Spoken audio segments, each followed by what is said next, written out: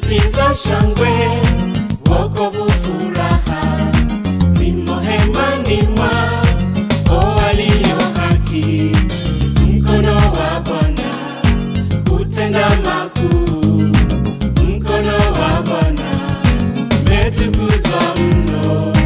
Kwa muda mrefu mimi nilisubiri, matumaini yakawa duni sana.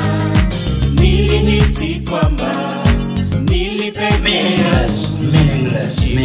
Pasipo na maana. Vanity of vanities. Ubatili wa ubatili. And chasing after the wind. Na kukibiza upepo. And me tell you, na hebu nikwambie, there are things that you do kuna mambo ambayo unayatenda that look like chasing after the wind. yanayoonekana ni kana kwamba kukimbiza upepo. One of them is this worry. Moja ya hayo ni katika hali ya Because there is nothing that you do. Kwa maana hakuna hali ya chochote unajipata. Solomon is the one who is telling us here. Suleimani ndiye anatuambia hapa. What does a man get? Je, mtu hupata nini? After worrying so much. Kwa kujisubua sana.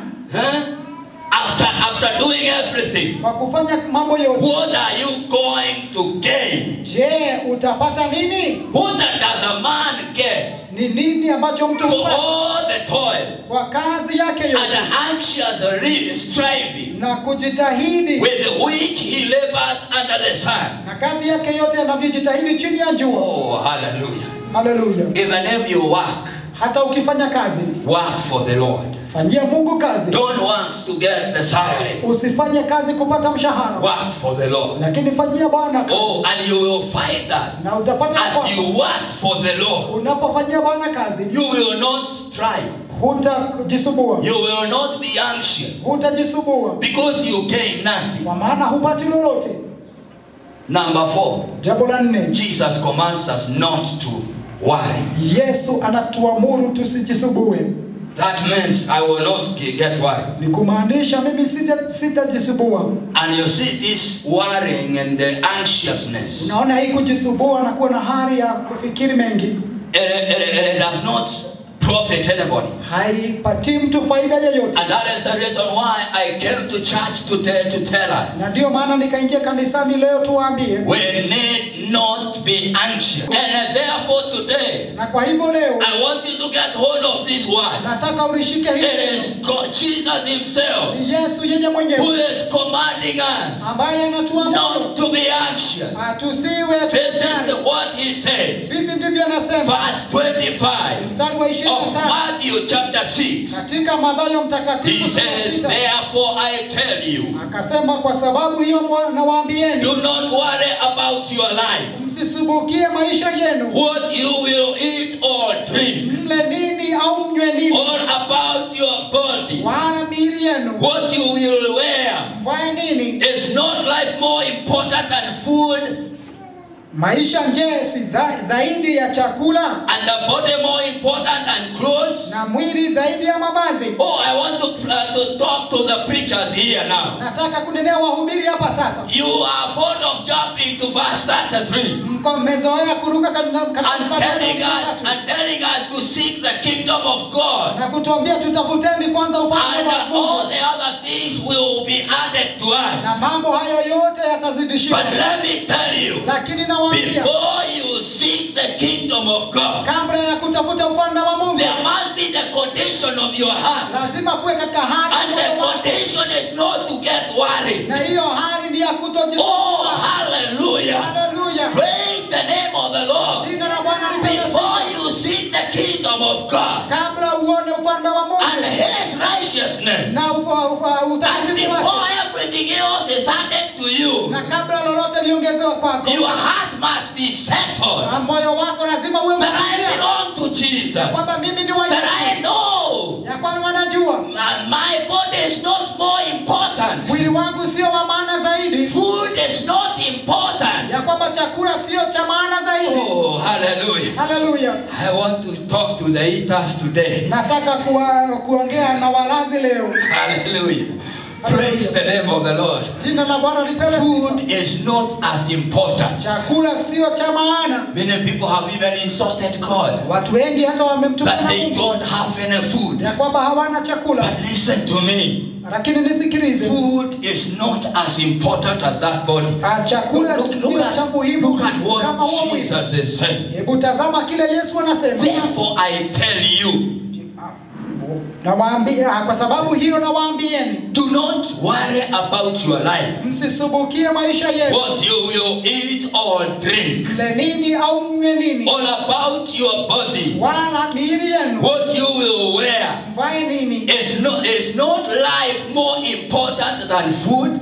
Maisha je, si zaidi ya And chakula? the body more important than the clothes? Na mwili zaidi ya mavazi? Look at the birds of the air. Waangalieni ndege wa They angani, do not sow or reap ya kwamba hawapandi wala or hawavuni store away in barns. wala hawakusanyi ghalani. They don't have an equity bank. Hawana benki ya Equity, They don't have a cooperative bank. hawana benki ya They cooperative, even don't have a chairman. hawana hata. I have never seen the birds joining up together to make sure that they have a chairman, that tomorrow they will be held. Asijawaona ndege wa angani wakifanya mkutano na kufanya table banking waweze kusaidiwa kesho. Read with me Lakini soma pamoja the other part of verse 26. katika mstari mwingine katika The Bible says, Biblia inasema, and yet your heavenly Father feeds them. na Baba yenu wa mbinguni huwarisha I wao. want you to understand, Nataka uelewe you have an heavenly Father. ya kwamba mko na Baba Oh, wenu. hallelujah. Hallelujah. Can I hear the children of God saying amen? Ni wasikie wana wa Mungu Your wakisema, heavenly Father Baba yenu wa feeds mbinguni the birds of the air. huwarisha ndege wa Oh, angani. hallelujah. Hallelujah. That tells me Hivyo ni if kuniambia, my Father na kama babangu feeds the birds of the air, anawarisha he ndege is wa able angani, to feed me. aweza I kulisha. should not be anxious. Sistahili kujisumbua. Ah, hallelujah. Hallelujah. And the Bible says, Na Biblia inasema, are you not much more valuable than them? nyinyi je, si bora kupita hao? God would want you to change your mind Mungu apenda ubadilishe maisha ya mama towards yako. Him And kwake, know for sure na ujue ya that kwa He hakika, is your Father, ujue kwa hakika yeye ni my baba God, and you are more important than the birds of the air. na wewe ni wa maana. Lift up your right hand and say, I am more important than a bird of the air. I am more important than a bird of the air. He will take care of me. He will take care of me. I will be well provided. I will be well I provided. will not worry I will not worry about my food, about my food, about my clothes, about my clothes, and about where I stay. and about where I stay. He will provide for me. He will provide for me. Oh, hallelujah. Hallelujah. Verse 27. Mstari wa 27. There is a question Jesus posed to us. Kuna swali Yesu alituwekea. And he is asking the same question today. Na anauliza lile swali hata leo. Verse 27. Mstari wa 27. Who of you by worrying can add a single hour to his life? Ni yupi kwenu ambaye akijisubua aweza kuongeza kimo chake hata mkono mmoja? And why do you worry about clothes? Na mavazi ya nini kuyasubukia? See how the lilies of the field grow. Fikirini maua ya mashamba jinsi yameavyo. They do not labor or spin. Hayafanyi kazi wala hayasokoti. Yet I tell you that not even Solomon in all his splendor was clothed or was dressed like one of these. Nami nawaambia ya kwamba hata Suleimani katika fahari yake yote hakuvikwa vizuri kama mojawapo la hayo. Oh, hallelujah. Hallelujah. Look at verse 30. Tazama mstari wa 30. If that is how God clothes the grass of the field, Basi ikiwa Mungu huyavika hivi majani ya kondeni, which is here today and tomorrow is thrown in the fire, yaliyopo leo na kesho hutupwa, will he not much more clothe you? basi ikiwa Mungu huyavika hivi majani ya kondeni yaliyopo leo na kesho hutupwa karibuni, je, hata zidi sana kuwavika ninyi? Oh, you of little faith. Enyi wa imani haba. So do not worry, Msisumbuke. saying, what shall we eat? Basi mkisema tule nini? Or what shall we drink? Au tunywe nini? Or what shall we wear? Au tuvae nini? For the pagans run after all these things. Kwa maana hayo yote mataifa And your heavenly Father knows that you need them. kwa sababu baba yenu wa mbinguni anajua ya But kuwa seek mnayahitaji hayo yote. ye Bali utafuteni His kingdom and His righteousness, and all these things will be given to you as well. bali utafuteni kwanza ufalme wake na haki yake, na hayo yote mtazidishiwa. Therefore, do not worry about tomorrow, for tomorrow will worry about itself. Each day has enough trouble of its own. Basi msisubukie ya kesho, kwa kuwa kesho itajisuburukia yenyewe, yatosha kwa siku maovu yake. That is very important. Hilo ni muhimu zaidi. Let your request be made known unto God. Haja zenu zijulikane kwa Mungu. Can I tell you number 5? Reason number 5. Nikwambie sababu ya 5 why we should not be anxious is because God is faithful. ya kwamba tusijisubue kwa lolote, ni kwa sababu Mungu ni mwaminifu. He is faithful. Yeye ni mwaminifu. Faithful to keep His word. Mwaminifu kuliweka neno lake. Faithful to take care of us. Mwaminifu Faithful to see us through. Mwaminifu kutuokoa. He will never leave us. Hata tuachilie. He will never forsake us. Hata tuachilie. It doesn't matter whatever the devil has said. Haijali shetani amesema The nini. devil will always say the opposite. Shetani atasema lile. He will wrongly interpret the word. Yeye atasema. But I tell you, God is faithful. Lakini nakwambia Mungu ni mwaminifu. Read with me in 1 Corinthians chapter 1 verse 9. Soma pamoja nami katika Wakorintho wa kwanza mlango wa kwanza mstari wa 9. The Bible says, God who has called you into fellowship with His Son Jesus Christ our Lord is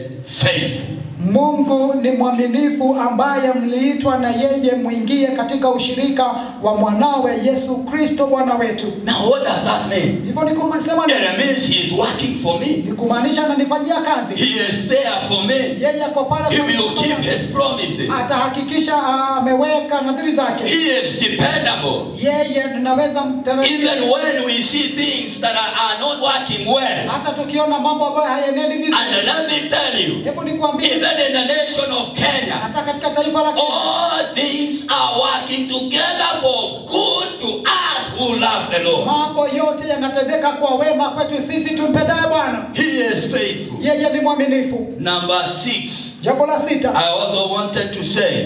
Pia nikapenda kusema. We should not be anxious because God is just. Hatustahili kujisubua kwa maana Mungu ni wa haki. 2 Thessalonians katika Wathesalonike wa pili chapter 1 verse 6. Sura ya kwanza mstari wa 6. The Bible says God is just. Biblia inasema kwamba Mungu ni mwenye haki. He will pay back trouble to those who trouble you. Yeye atawalipa mateso wale ambao wanakutesa ninyi. We should not be anxious about people even talking evil about us. Hatustahili kujali wakati wao. God is just. Mungu ni He will pay trouble back to those who trouble us. Atalipa mateso wale wanaotutesa. Oh my God. Mungu wangu. Hallelujah. Hallelujah. Those who are troubling us. Wale ambao wanatutesa. And I tell you for sure. Na kuambia kwa if there are people troubling your life. Kama kuna watu wanaotesa maisha yako. For nothing. Usijisubue kwa lolote. Be careful for nothing. Usijisubue kwa lolote. God is just. Mungu He will pay back trouble. Atawalipa mateso. To anyone who is troubling you. Yeyote anayekutesa. Oh, hallelujah. Hallelujah. That means I will not get worried. Ni kumaanisha mimi sitajisubua. I came to tell somebody this because why are you worried about people talking about you? Nimekuja kumwambia mtu kwa nini ujisubue watu wakinena kukuhusu. I will keep on saying. Nitaendelea kusema. If the devil is not troubled about you being here. Kama shetani hajisubui wewe kuwa hapa. Then you are a compromiser. Basi wewe umekubaliana. if you're not making the devil mad kama hufanyi shetani kupatwa na by kichwa what you are doing. kwa kile unachokifanya. You know, I have seen people who are trusting in God. Nimeona watu wanaomtumainia Mungu. Somebody has a small business. Mtu ako na biashara ndogo. And every morning Na kila siku goes there and starts talking to God. anaenda pale anaanza kunenea Mungu. After a few months, God promotes that business. Baada ya miezi kadhaa Mungu anainua And it becomes bigger. inakuwa And kubwa. this person have continued to speak about it. Na huyu mtu ameendelea Then kunena. people have started looking at it. Alafu watu wanaitazama. And then people have been asking, Watu wanauliza. where does he get his money? Je, anatoa What is pesa zake happening wapi? to him? Anafanya He should nini? be investigated. Anastahili kuchunguzwa. Let us call what is it called? These people in Integrity Center. Yeah, let us call the anti-corruption, because this one, where is he getting the money? Hebu tuite watu wa kupigana na ufisadi And wachunguze. they start huyu saying, anatafuta yeah, wapi? this one is a devil worshipper. Anaanza kusema huyu ni And mwabudu they shetani. keep on talking. Wanaendelea kunena. And I am less concerned about what people will say about me. Na mimi sijisumbui kwa kila watu watachokisema. By the way, it is the will of my God for me to own even a jet, to own everything, because everything belongs to my Father. Ni mpango wa Mungu mimi And he ninaenda loves maana me. mambo yote ni ya babangu. Oh, ananipenda. hallelujah. Hallelujah. When I wear a nice shoe like the one I am wearing today, let every devil talk about my shoe today, because I know there was a time I could not afford a pair of shoes, but today I am walking. Oh, hallelujah. And I have not stolen from anybody. Nikivaa kiatu kizuri shetani anaenda, kwa maana kuna siku sikuweza kuvaa kiatu, lakini leo sijaipa mtu yeyote. Oh, if the devil is not worried about how you are dressing, it means you have not trusted God enough to be dressed better than the lilies of the field. Kama shetani ajisumbui kwa vile umevaa, ni kumaanisha hujamwamini Mungu ili ukavarishwa vizuri kuliko The maua. Bible says that even Solomon himself, we have read with you, he was never clothed with all his riches. He was never clothed the way we see the lilies of the field. Biblia inasema, tumesoma ya kwamba hata Suleimani katika fahari yake yote hakuwa amevarizwa kama lile ua la kodeni. And Jesus have said, Na Yesu akasema, if God, your Father, your heavenly Father, Kama- dresses these lilies, Kama Mungu- and they are not as important as you are, because today they are there, tomorrow they are thrown in the fire. kama Mungu wa mbinguni aliye babako huvarisha maua haya ambapo yako leo, kesho hutupwa motoni, je, I will succeed when you know your heavenly Father owns everything. mimi nitafaulu mkifahamu ya kwamba Mungu yeye anamiliki zote. His will is for you to dress the smartest in the whole of the earth, so that when people look at you, they will know, if these people are dressing like this, how about their heaven? Mtakuwa mkivaa vizuri zaidi ili watu wote wa dunia wajue mkivaa namna hii. Je, mbinguni kutakuwa namna gani? If you dress half naked, it is a sign of where you are going, Ukivaa nusu uchi ni ishara ya kule unakoelekea. because in the hell there will be no dresses. There is fire. The first thing that the fire will do is to get hold of your dress. Ni kumaanisha pale katika jehanamu hakuna mavazi, maana kazi ya moto kwanza ni kula ile mavazi kama itakuwa. You need to dress like heaven. Unastahili kuvaa kama mbinguni. Oh, hallelujah. Hallelujah. Praise the name of the living God. Jina la Mungu aliye hai lisifiwe. You know, the scriptures are real. Maandiko ni ya kweli. Jesus said we should not get worried. Yesu akasema tusijisumbue. And I will not be worried about anything. Nami sitajisumbua kwa lolote. And number 7 reason is God knows everything. Sababu That is another reason. ya saba ni kwa sababu Mungu anayajua yote. He knows. Yeye anajua. He knows where you are. Anajua pale ulipo. We are being told, do not be anxious over anything. Tunaambiwa tusijisumbue kwa lolote. Reason number 7. Sababu ya 7. Because God knows everything. Maana Mungu anayajua He yote. knows where you are hurting. Anajua pale. He knows why it is happening like this. Anajua ni kwa nini linaendelea hivi. He knows when you are facing darkness in your life. Anajua wakati uko na giza. He knows when you are troubled. Anajua wakati umeteswa. He knows when there is no salary. Anajua wakati hakuna He knows mshahara. when you don't have any account. Anajua wakati huna akaunti yoyote. Oh, hallelujah. Hallelujah. He knows when everything has seems to have fallen apart. Anajua wakati mambo yote yanaonekana kana kwamba yameanguka. And when the Bible says he knows everything, Biblia inasema yeye anayajua yote. maybe we can read in 1 John chapter 3 verse 19. Labda tusome katika waraka wa Yohana wa kwanza 3 mstari wa 19. The Bible says, Biblia inasema, this is then is how we know that we belong to the truth, and how we set our hearts at rest in his presence whenever our hearts condemn us, for God is greater than our hearts, and he knows everything. I wanted us to understand that God knows everything. nataka tukaelewa ya kwamba Mungu anaelewa yote. We cannot pretend before him. Hatuwezi tukajifanya mbele zake. He knows when we are hurt. Anajua wakati He tunaumia. knows when we are in trouble. Anajua wakati tuko katika He shida. knows when we are wrong. Anajua wakati He knows when we are right. wakati tuko sawa, anajua. What we need. Kila tunachohitaji, The Lord knows everything. Mungu anajua yote. Number 8. Jambo la We 8. should not be anxious over anything because God is merciful. Hatustahili kujisumbua kwa lolote kwa sababu Mungu He is merciful. Mungu yeye ni wa rehema. Jesus preached the message in Luke chapter 6.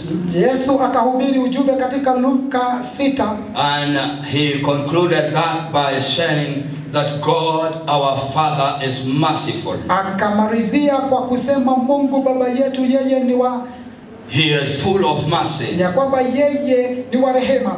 He is willing to hold punishment from those who deserve it, but repent and show love and kindness to them instead. Yeye ni wa rehema, ataondoa ghadhabu kwa wale wanaozihitaji, aonyeshe upendo wake. Yeah.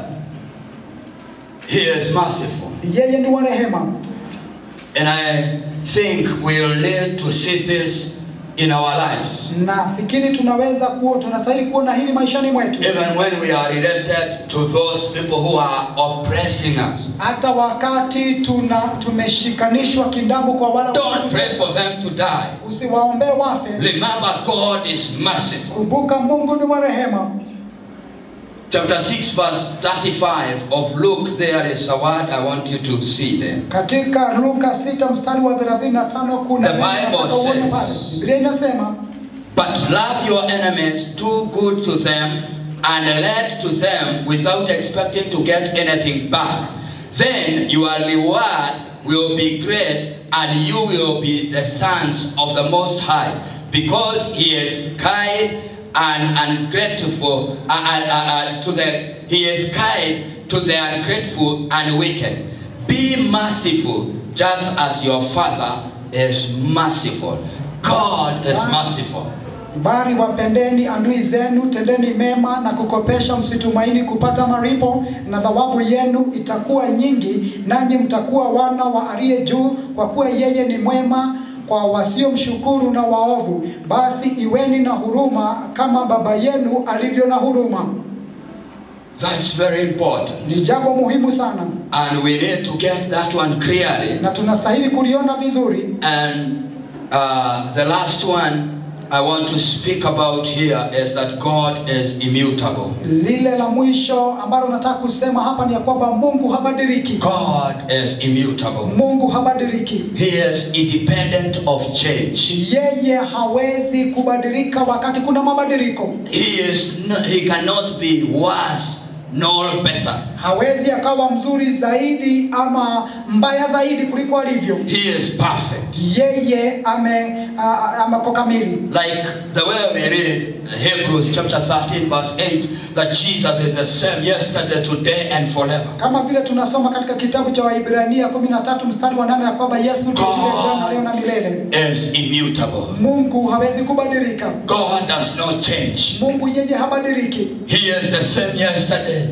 Yeye ndiye yule jana, today and forever. Do not be anxious over anything. Msijisumbue kwa neno lolote. He was the one with Abraham. Yeye ndiye aliyekuwa na He Ibrahimu. promised great things in his life. Akamwahidia mambo He makubwa said, maishani mwake. in blessing I will bless you. Akasema kwa baraka nitakubariki. He said so many things. Akasema mambo mengi. These things came to pass. Mambo haya yakatimia. He was the one with Moses. Yeye ndiye aliyekuwa na Musa. Even when he was even scared, Hata wakati alikuwa God came in his life. Mungu akaja Do maishani not mwake. be anxious over anything. Usijisumbue. Even if there is a Red Sea before you, Hata kama kuna bahari. we have a history. Tuko na And the history tells us there is a God in heaven.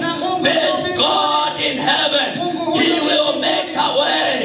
Even in the Red Sea. I came to tell somebody, we have a God who will make a way.